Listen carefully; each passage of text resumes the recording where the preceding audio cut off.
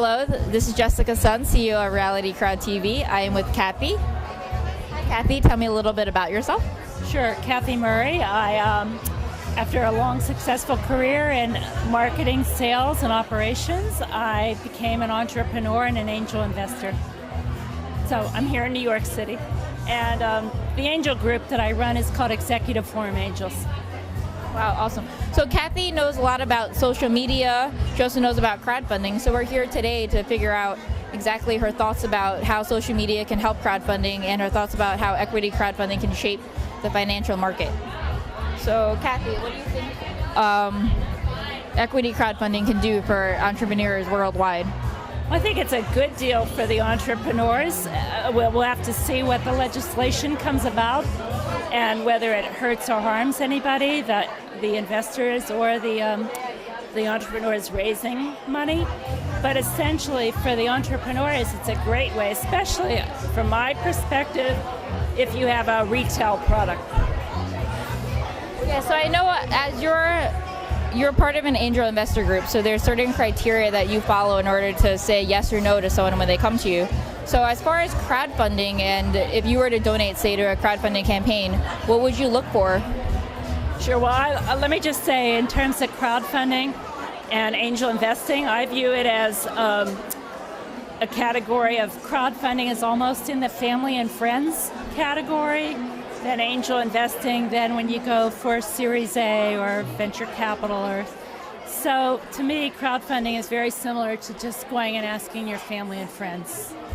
And so what I would look at, if I were a crowdfunder, I'm not, but if I were a crowdfunder, I would look at essentially three things. The people involved, do I believe in the people and that they can see this through come hell or high water? And then I would also say, what is the market for their product? And then the third thing is, how are they going to monetize that?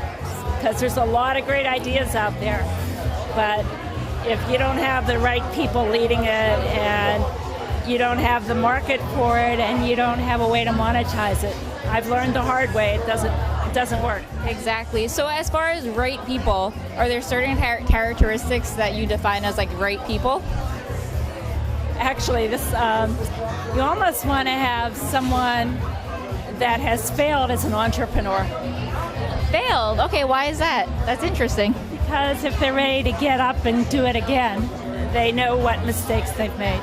You know, the joke is it always takes, joke or whatever, when you review something, it takes people twice as long that they expect, and their revenues are half as much as they expect. Wow, so you've actually worked with some entrepreneurs before that's failed, maybe even a few times, and then when they worked with you or you said yes to them finally, they ended up succeeding? Well, that's a story yet to unfold. I've been doing this for 4 or 5 years, and so I'm batting pretty well in terms of angel investing, in terms of one's doing very well, one went bankrupt, one's neutral, and one I just invested in. So that's a pretty good average, because the theory is that you have to invest in 16 different firms, a minimum of 25,000 in order to have one big one. So, wow, awesome. All right, so we're here at Social Media Week, and I know Kathy has a lot of good tips for social media. So can you give us a couple of tips you think that would help crowdfunders or any investor actually in getting their name out there, their business out there? Oh, sure. And mine is more about strategic thinking, and I believe that strategic thinking is making certain your connections match up with what you want to do for your life, for your career, for your business, for whatever. So that is strategic thinking, having your connections match up. So what's interesting is that you don't know what relationships are going to matter. Like, you just walked up to me at social media and said, do I know about crowdfunding? So I don't know whether you would have picked me out of a crowd here of somebody that knows or doesn't know, but and I did. So you just never know where the network is going to go. but it's relating it back to, is this going to feed my strategic plan? Exactly, that's a really good point. So in a way, like the more people that you interact with and the more people that you speak to, you never know what actually could happen. Yeah, and I do have a little webinar on this, and the thing is, in the old days, back pre-social media, you had to keep track of all this on index cards, and it was very, very difficult to network. Now, I just find it's so exciting because you can tweet with anyone. Just when you come to something like Social Media Week, if you tweet and use the hashtags, you meet 5, 10, 20 people instead of only the 1 or 2 you happen to run across. So social media just explodes how you can, but again, it's social media with a purpose. Exactly. So is there a certain social media site that you like the best or you think works the best? Well, I do think you have to curate yourself and brand yourself or brand your business.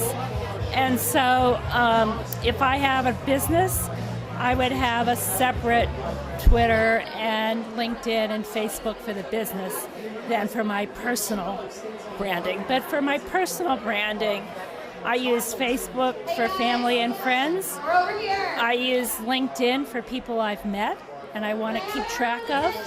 And I use Twitter as long as it's not pornography, who cares? So.